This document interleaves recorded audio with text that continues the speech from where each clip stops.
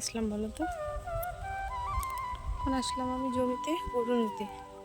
এত সুন্দর মেঘ করেছে, কি বলবো তো। দেখছি দেখো,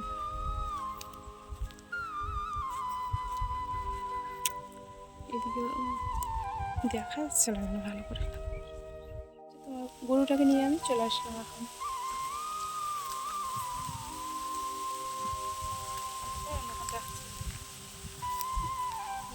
ঘাস খাচ্ছে,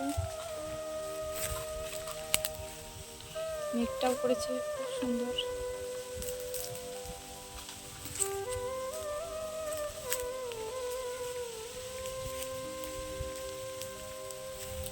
চলো বাড়িতে যাই।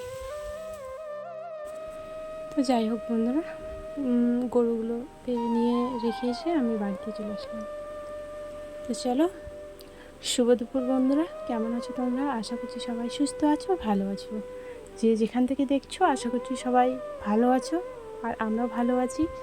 তোমাদের ভালোবাসা আর ভগবানের আশীর্বাদ নিয়ে এগিয়ে চলেছি। জানি না কত দূর এগোতে পারবো। তো চলো, আজকের ব্লগটা আমি শুরু তো হয়ে গেছে, তো তারপরের ধাপগুলো আর কি পার করি।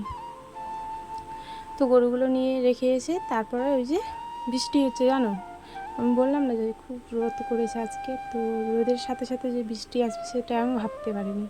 শুধু গরুটাকে নিয়ে এসে বেঁধেছি, তার মধ্যে বৃষ্টি শুরু হয়ে গেছে। তো কিছু করার নেই, ভগবানের উপরে কেউ নেই, আমরা কেউ পারবো না। ও যখন যেমন চাইবে তেমনই করতে পারবে, কিন্তু আমরা পারবো না গো। তো চলো, ওই যে আটাটা আর কি আমি আগে চালনার মধ্যে আর কি নোংরাটা রেখে দিলাম, আর ভালো আটাটা আর কি নিয়ে নিলাম। ওগুলো আমার ছাগল খাবে, আমার খাওয়ার মানুষের কোনো অভাব নেই জানো তো। এই রেশনের যে আটাগুলো পাই, তো বাড়িতেও খাই কখনো করে, কারণ রুটিটা আমরা খাই না।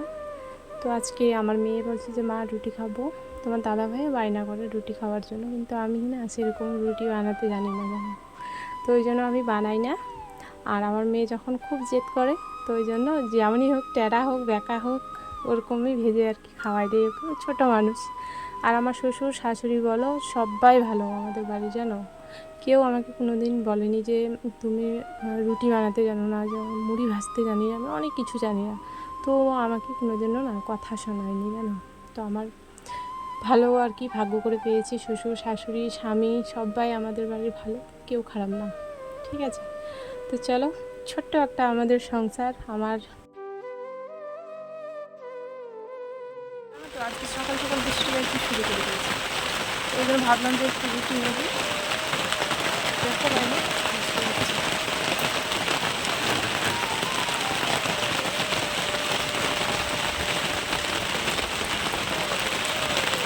খুব যে জোরে পাখি হালকা আর কি ধীরে ধীরে একটা যে বৃষ্টিটা হয়েছে না, তো বৃষ্টিটা আর কি হচ্ছে। তো রুটি ভাজবো এখন আমি। তো এখানে অন্ধকার হয়ে আছে, আমি আর তোমাদের সাথে সেটা শেয়ার করতে পারবো না। তো চলো রুটিগুলো আমি ভেজে নিই, তারপরে আমাদের সাথে আবার